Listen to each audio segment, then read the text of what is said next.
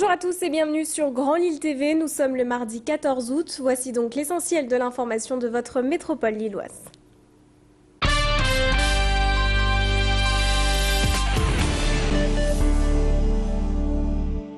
Jeudi dernier, 153 ont été évacués de leur campement de Villeneuve-d'Ascq. 35 d'entre eux ont été recueillis provisoirement par la MRES, la Maison régionale de l'environnement et de la solidarité.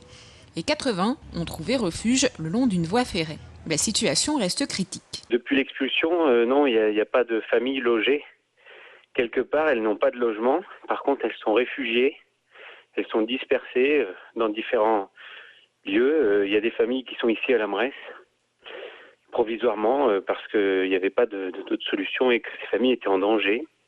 Il y en a d'autres qui sont dans d'autres lieux autour du terrain, parce que les familles voulaient retourner sur le terrain d'où elles avaient été expulsées, puisque ça fait des années qu'ils vivaient là et qu'ils ont leurs repères.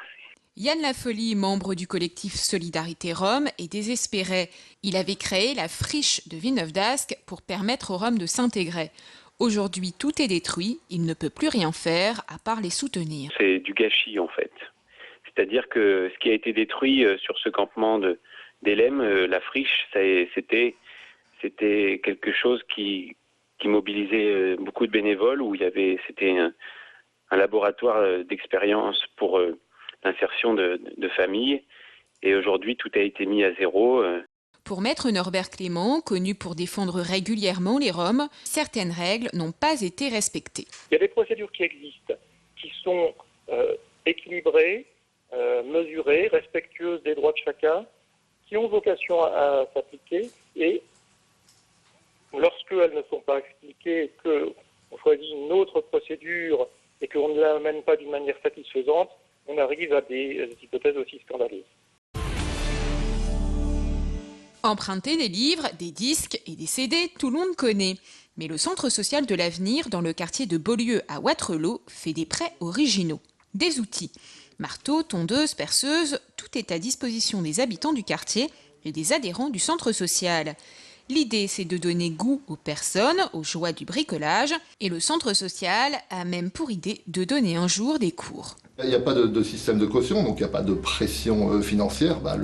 Là aussi, l'avantage du centre social, c'est de travailler dans la proximité. On connaît les personnes, c'est-à-dire que si quelqu'un ne rend pas un outil, on ira chez lui lui demander ce qui se passe, quoi. Donc sur la pression morale et affective, puisque les gens viennent dans d'autres activités ici. Donc voilà, on a préféré que ce soit ça plutôt qu'un chèque de caution, etc. Là, on va essayer vraiment de responsabiliser et que les gens se sentent impliqués dans le projet, quoi. Les habitants peuvent aussi rénover à moindre coût. Les bénévoles de l'Outillothèque sont habitants eux aussi du quartier et assurent non seulement la logistique du parc matériel, mais également donnent de précieux conseils de bricolage. Cela crée un lien social entre les personnes, mais pas seulement. Nous, ce qui nous intéresse, que des habitants s'investissent pour d'autres habitants dans la proximité, c'est créer du lien entre les personnes, c'est rendre du service utile, mais également dire, voilà, je suis habitant, je donne du temps sur ce que je sais faire. Dès septembre prochain, une outillothèque verra le jour au centre social de la Mousserie.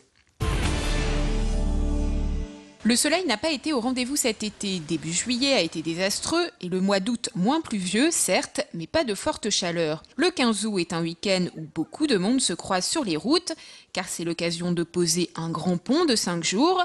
Alors, quelle météo fera-t-il pendant ces quelques jours? Pourra-t-on profiter des plages de sable fin de la mer du Nord? Et pourra-t-on profiter d'une soirée barbecue entre amis? Marion Villette a joint par téléphone Météo Service. On attend mercredi soir, malheureusement, le passage d'un front avec des pluies ou des averses orageuses qui devraient survenir plutôt entre 18 et 21 heures. Et pour la journée de jeudi et vendredi, on se retrouve à l'arrière de ce front, dans des courants maritimes encore très doux, avec assez bien de soleil, un temps sec, donc pas de précipitations ni jeudi ni vendredi. Nous continuons notre saga sur Bellewaerde. Intéressons-nous dans cette édition aux éléphants. et plus particulièrement à leur dressage. Leur poids, 3000 kg, leur taille, 2,50 m. L'entraînement s'appelle le Protect Contact. L'éléphant accepte d'être dominé par son formateur. Il se couche, roule au bon vouloir de son professeur derrière la grille. Le but étant de les examiner sans risque d'accident. C'est un dressage naturel et il demande une formation assidue pour le formateur et l'animal. Plus d'explications au micro de Jimmy Hitchon et Marion Villette.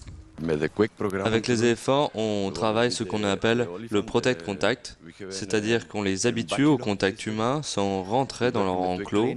On récupère ici les jeunes éléphants qui ne sont pas entraînés, mais lorsqu'ils sont entraînés, on les emmènera plus tard dans d'autres zoos afin qu'ils puissent se reproduire.